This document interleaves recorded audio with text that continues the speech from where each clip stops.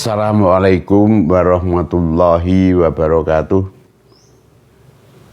Jumpa lagi dengan saya Heri Sutarman Arsyad di HSA 37 Channel.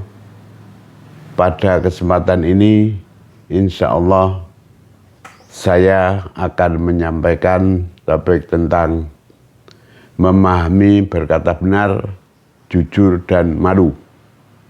Konten ini masih kelanjutan dari topik sebelumnya tentang ma'rifatun nafs, mengenal diri sendiri, dan ma'rifatullah, mengenal Allah Subhanahu wa Ta'ala. Kita kembali memahami ma'rifatullah, pengenalan siapa Allah pada tingkatan yang pertama. Ada 3 hal yang perlu diketahui, dimengerti, dan dihayati, yaitu pertama, ma'rifatun nafs, mengenali diri sendiri. Hal ini sudah saya sampaikan pada episode sebelumnya. Kedua, ma'rifatullah, mengenal Allah sebagai pencipta, penguasa alam semesta. Hal ini juga sudah saya sampaikan pada episode sebelumnya. Ketiga, menjaga agar perkataan yang keluar dari lisan kita harus jujur dan benar, serta merasa malu ketika berbuat bohong dan dusta kepada diri sendiri dan kepada Allah. Untuk menjaga agar perkataan yang keluar dari lisan kita harus jujur dan benar, serta merasa malu, ada rujukan di dalam Al-Quran, yaitu surat Al-Ahzab. Allah berfirman, A'udzubillahi minasyaitonir rajim, Bismillahirrahmanirrahim. Ya ayyuhalladzina amanu taqullaha wa qulu qawlan sadid. Hai orang-orang yang beriman, bertakwalah kamu kepada Allah dan ucapkanlah yang benar. Berkata yang benar dan jujur adalah sebuah perintah dari Allah yang harus ditaati, dilakukan, walaupun kadangkala kebenaran dan kejujuran itu terasa pahit untuk dikatakan. Apa yang dimaksud dengan perkataan benar? Benar adalah kata yang berarti sesuai dengan kenyataan, tidak salah, sedangkan jujur adalah kesesuaian antara ucapan dan perbuatan dengan kenyataan yang sebenarnya dilakukan. Sedangkan lawan dari jujur adalah bohong dan dusta.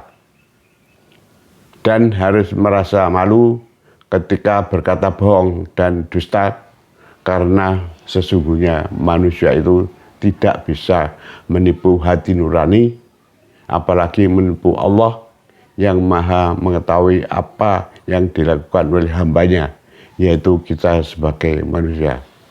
Di dalam ajaran Islam, sesungguhnya berkata yang benar adalah ekspresi dari kejujuran. Dan itu adalah perintah dari Allah yang harus ditaati, dipatuhi, walau terasa berat untuk dilakukan. Dan hal itu tidak terpisah dengan perasaan malu jika berkata bohong dan dusta. Tetapi ketika mendapat kepercayaan, memperoleh kesempatan, kemenangan, kebanyakan mulai muncul keinginan-keinginan yang bermacam-macam karena merasa punya kelebihan daripada orang lain dan menganggap rendah orang lain, merasa lebih pintar daripada orang lain, merasa punya kesempatan untuk mengatur, memerintah orang lain. Disitulah mulai terjadi pergeseran sikap pribadi seseorang, mulai timbul rasa kebanggaan dan berlanjut menjadi sombong. Punya kesempatan dan kemudahan bisa memperoleh apa saja yang diinginkan. Tidak peduli saran, pendapat, dan nasihat orang lain.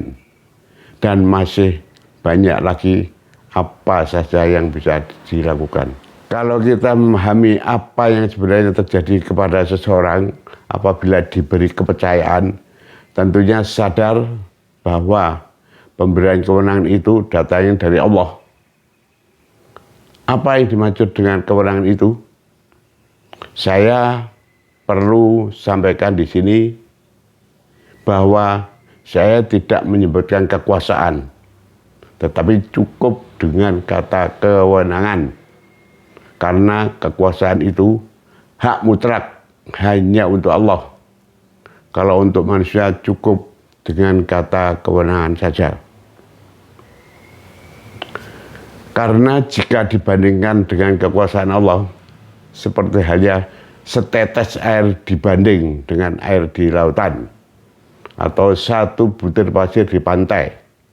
Jadi tidak ada apa-apanya kewenangan yang diberikan kepada kita jika dibandingkan dengan kekuasaan Allah Subhanahu wa Ta'ala. Oleh karena itu, kalau untuk manusia, saya cukup mengatakan kewenangan saja. Ketika seseorang diberi kewenangan, apakah kewenangan itu didapat dari diusahakan, dicari, diburu dengan janji-janji yang menyenangkan kepada orang lain untuk supaya memilihnya. Tetapi yang perlu disadari, perlu difahami bahwa pada hakikatnya yang memberi kewenangan itu adalah Allah Subhanahu wa Ta'ala. Ketika kewenangan itu telah didapatkan, apa yang sebenarnya terjadi pada seseorang tersebut? Yang terjadi adalah bahwa seseorang tersebut pribadinya sudah mulai tergeser. Yang pada mulanya tidak punya pikiran apa-apa, mulai timbul keinginan bermacam-macam. Dan yang perlu diketahui, disadari, atau tidak disadari, bahwa itu adalah ujian dari Allah Subhanahu wa Ta'ala.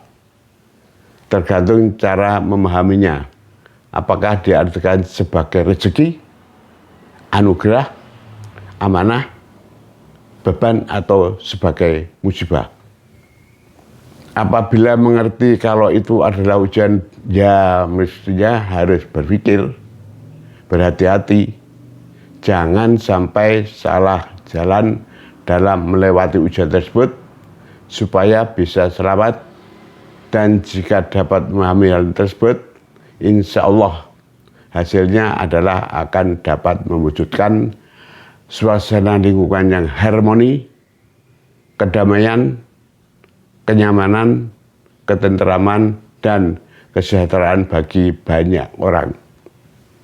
Itulah sebenarnya yang dimaksud oleh Allah Subhanahu wa Ta'ala yang banyak disebutkan di akhir-akhir ayat di dalam Al-Quran kepada orang-orang yang berilmu dan mau berpikir.